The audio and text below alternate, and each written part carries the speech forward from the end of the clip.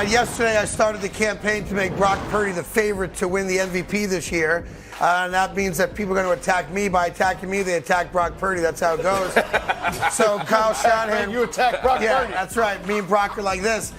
So people went to Kyle Shanahan and said, is Brock Purdy merely just a system quarterback or a product of the system, or is he the reason the system is working? He's a rock star. This isn't like you had one great game like a backup quarterback has had throughout the history of the NFL.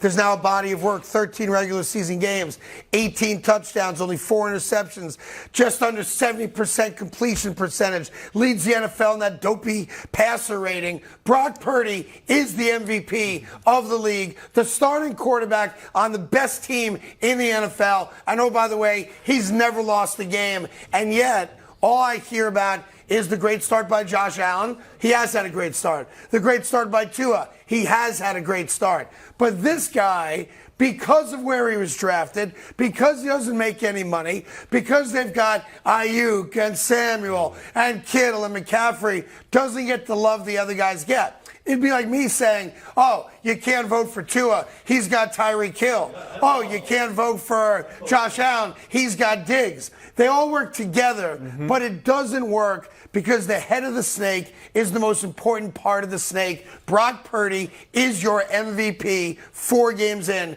to this NFL season. Yeah, a testament of a good quarterback is not crashing the car when you get the keys to the high potent offense. Yeah, right? I got to stop you on that. That's the old rhetoric of just manage the game. Don't be the reason we lose. But we've seen quarterbers that have. Willie Cologne. Brock Purdy's the reason they're winning. We have quarterbacks who do have good weapons and they don't succeed. Why? Because they're just deficient. Because they're buns. They're not that good.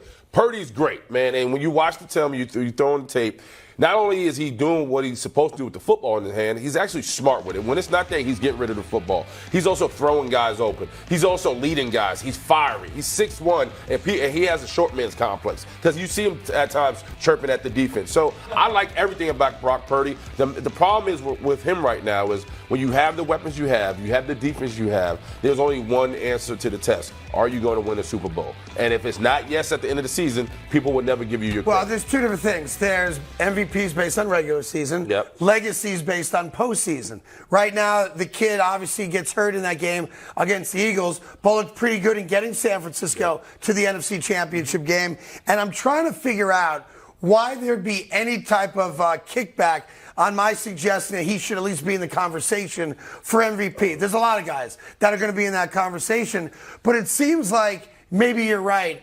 Until he gets, to a Super Bowl, until he leads the league in touchdowns, yards, those types of things, people are still going to view him as, I'm not quite sure because of where he got drafted. That's unfair to the kid because all the kid's done since he got this opportunity was not just win, but as you just said, ball. He's not just managing the offense. You may have said that a year ago where they said to him, just don't make the big mistake that kills us, and we're going to support you with everything we got. We're not asking you to win a game for us.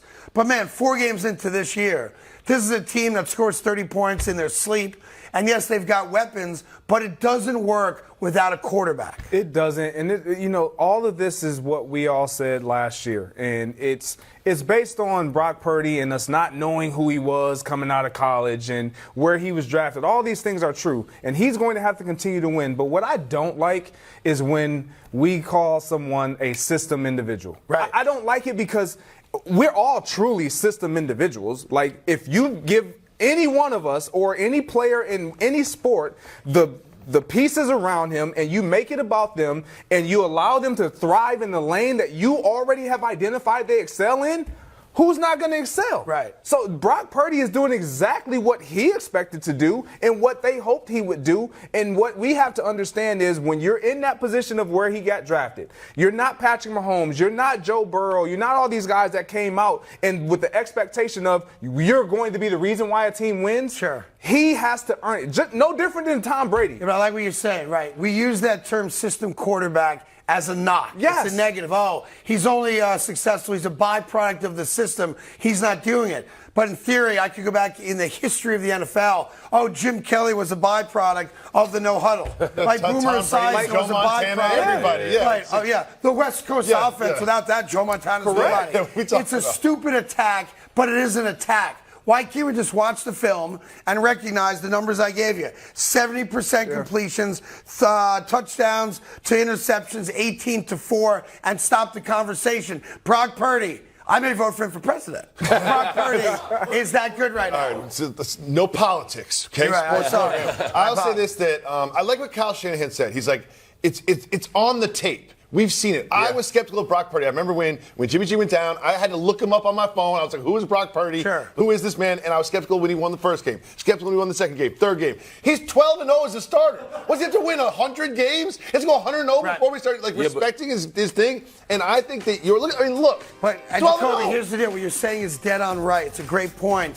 If Brock Purdy was picked first in the draft, he'd be celebrated as the greatest draft pick since Peyton Manning. Oh, yeah. Right? But the thing is, the caveat, and you hit it right on the head, is the fact that this was supposed to be Jimmy G's team, right? Everything was set up for Jimmy G to lead his team into the Super Bowl. Everybody was, they were talking about him dating porn stars and how he's supposed to be the face of the NFC and he's supposed to be yada, yada, yada. Jimmy G's a Raider, and he may be out of Oakland to Las Vegas as well. But nevertheless, when you talk about Brock Purdy, I think he snuck up on a lot of people, being Mr. Irrelevant, landing on a team that's already decorated. He has been a plug-and-play guy. So I think he's still winning over the NFL. And you think about going 12-0 and everything you ripped off, he should get his flowers. It just takes for the big game for him to get his flowers. I'm going to say, Craig, gambling is legal in New York. Yes, it is. And I would wager on Brock Purdy to be the MVP because the conversation that you started yesterday is everyone's going to catch up in 3 weeks. Yeah. The odds are going to change dramatically. The bad news is that you can't wager on MVPs in New York, so you'd have to go to Jersey to do it. But I'll take the boat. I'll take the ferry across the river. I'll take the ferry across the river. You just got to go across the bridge and come But back. I will say this. Obviously,